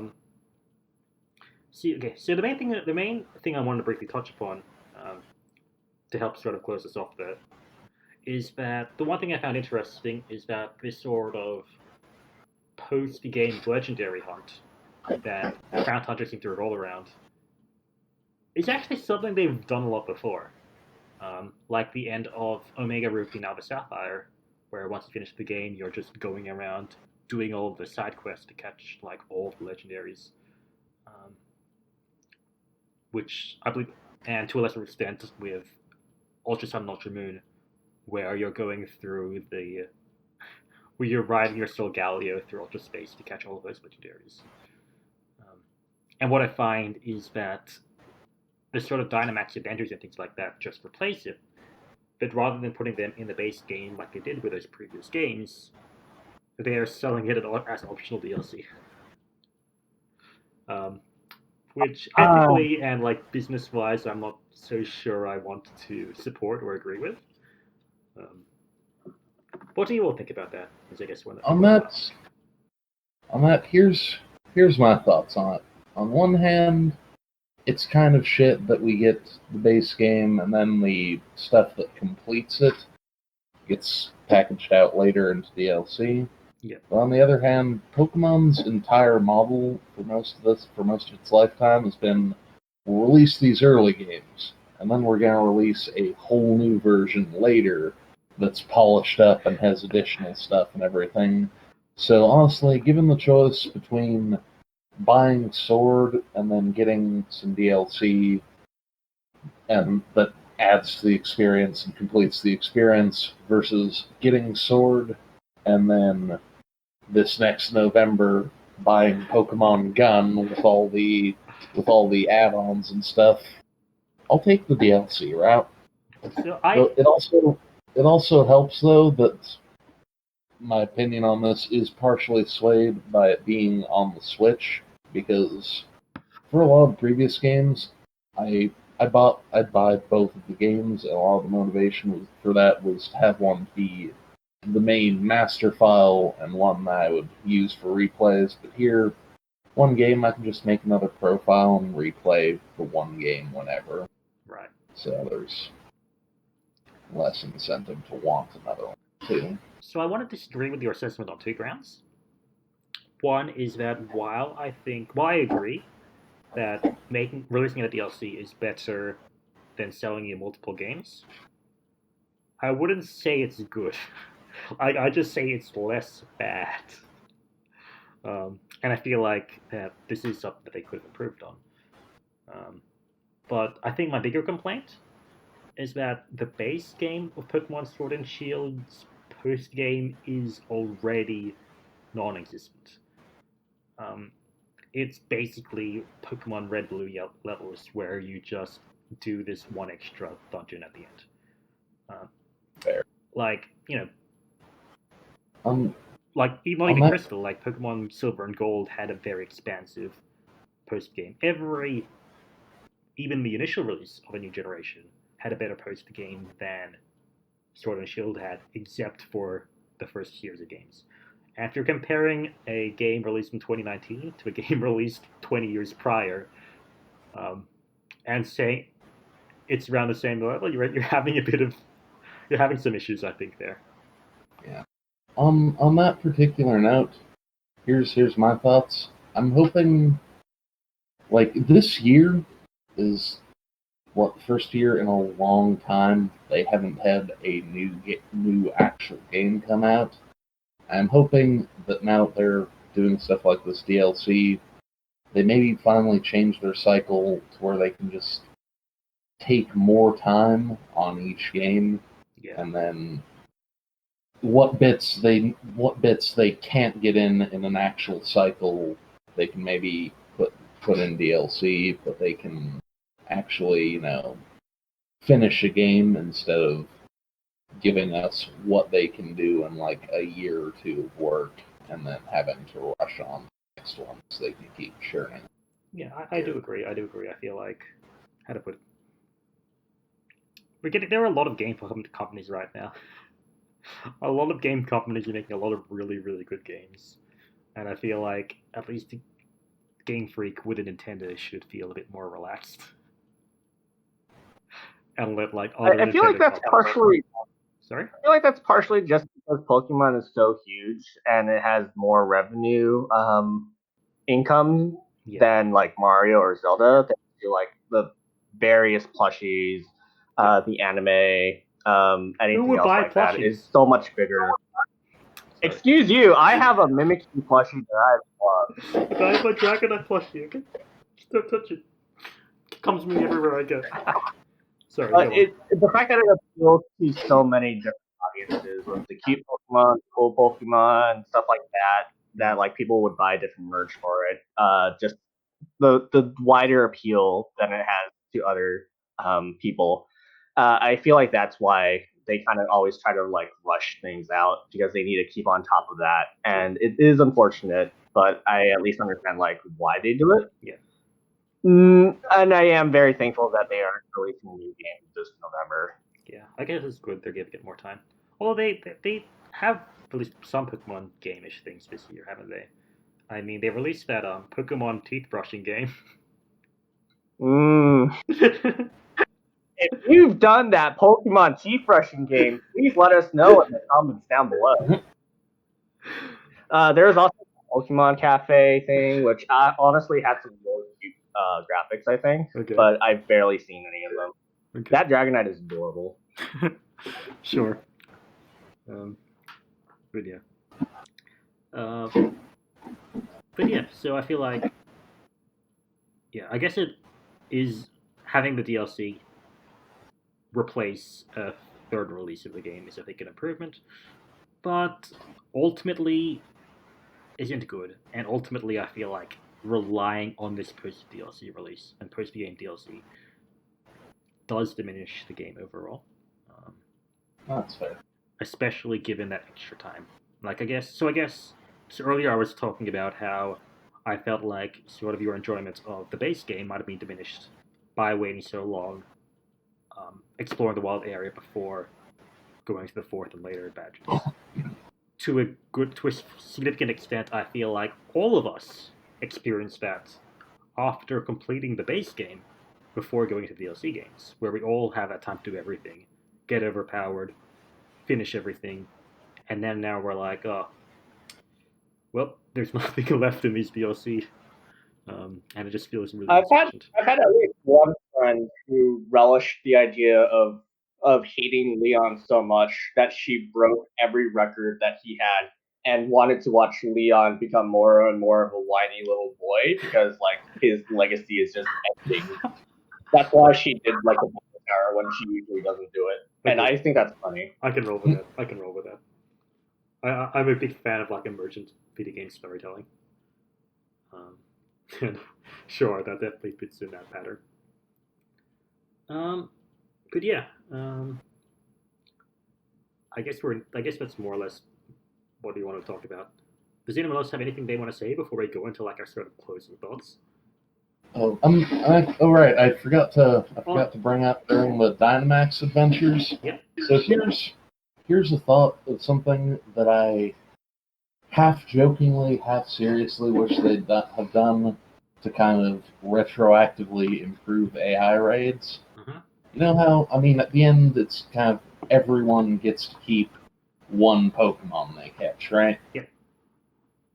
Like, even the multiplayer. And at the end, like, everything gets handed over, including legendaries and all that you don't pick. Yep. Basically, what I've done is, after you've played so many Dynamax adventures, there's a tiny chance that each of the AI trainers in normal raids just pulls out a legendary. Like 1% of the time, Martin is there, and instead of that Soul Rock, just pulls out a Mewtwo and starts wiping the floor. I'd be up for that. That would be hilarious. That'd be, yeah. Good idea. Yeah, it is weird that they still just have the crappy Pokemon later on. Like that. I think everyone's just sick of Soul Rocks now. Like, no one's. Yeah. Whenever we see a Soul Rock again, we're just gonna curse that Rock Polish Amnesia setup. Yeah. Lunatone was always the good one, anyway. Yeah, I agree.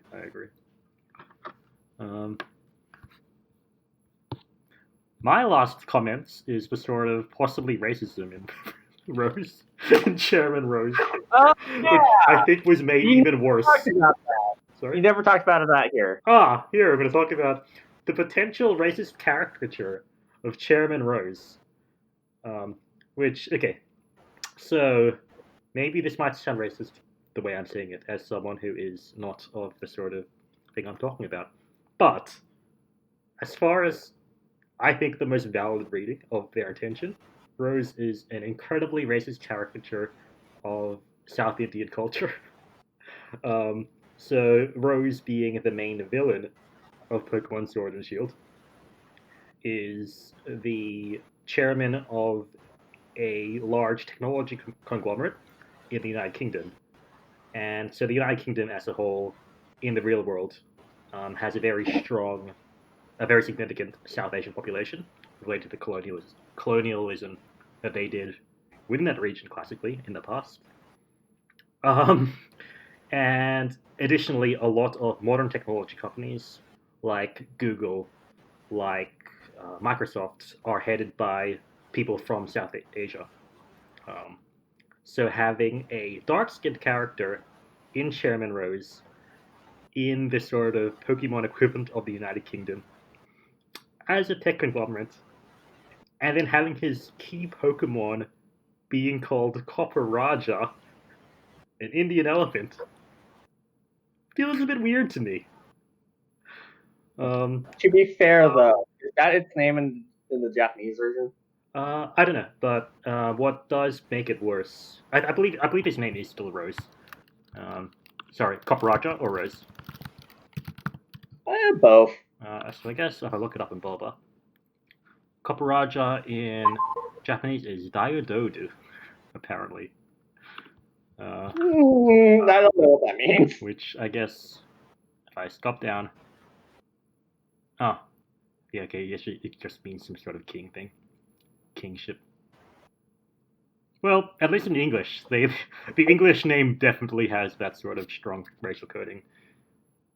What makes it worse is that his brother is a major character in Crown Tundra, and his brother's one characterization trait is overprotective father. It's not good. It's not good from a cultural understanding perspective. I'm not sure I like it. I've gotta ask regarding Peony. Yep. What is your stance on his primary role in the core plot of the DLC being effectively a meat puppet for a British king?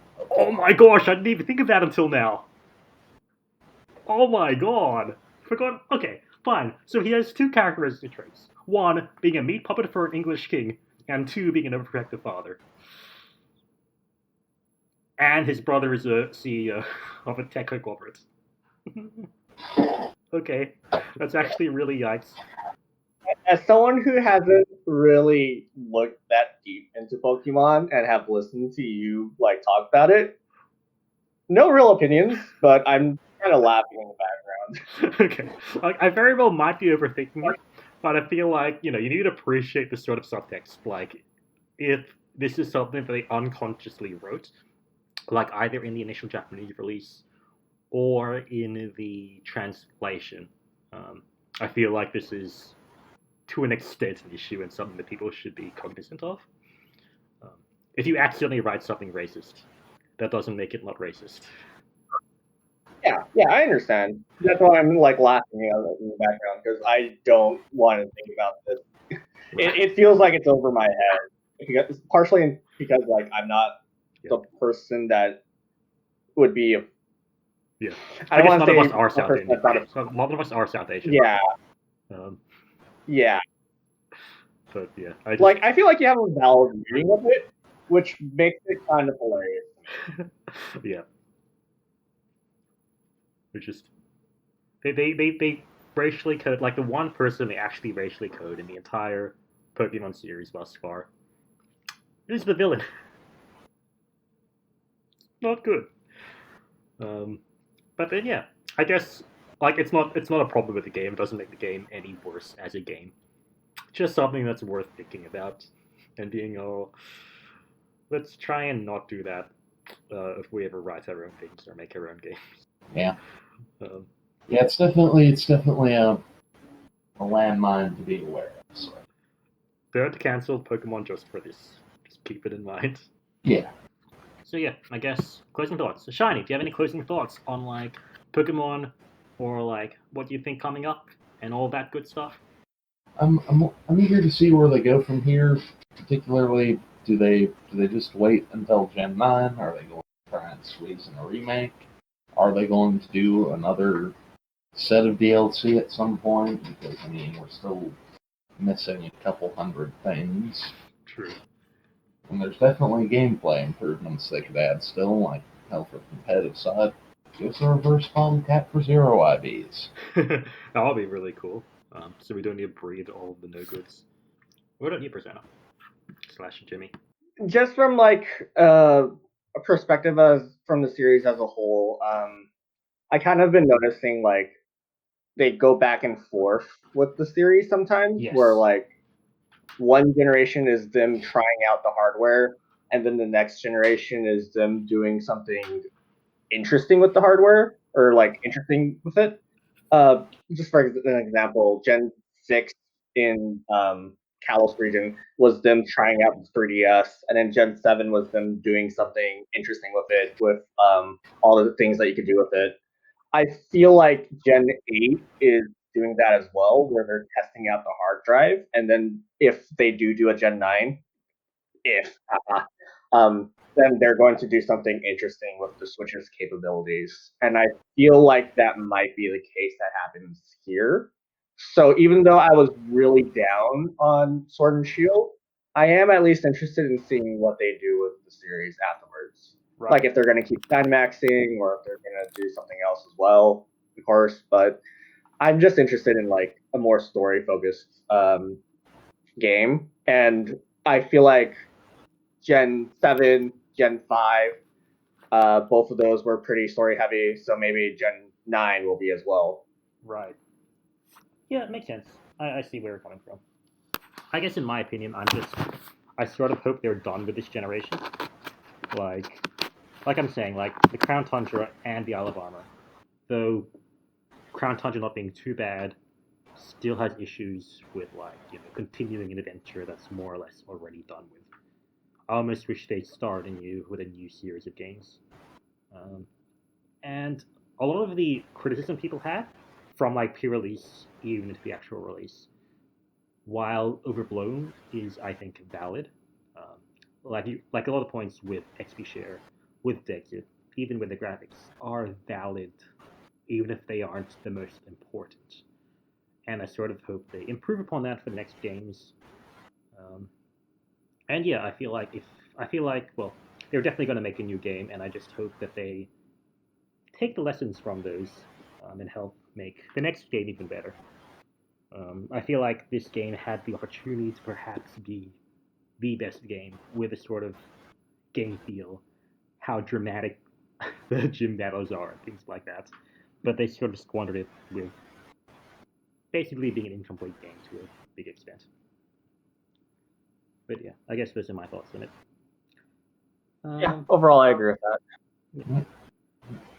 And yeah, I guess that is our second episode of VGVG, where we VG about some VGs. Very good, very good. Yes. And next episode, I'm still undecided. I'm stuck in quarantine right now, so I may be playing a long quarantine RPG project. As you all know, RPGs are a great thing to play when you are stuck with nothing to do for a long time. So probably either Rune Factory 4 or Xenoblade Chronicles 2. This was good. Signing out. See you all maybe in some other episode. I don't know. We'll see what happens. Anyways, yeah, okay, I guess we're done. Bye.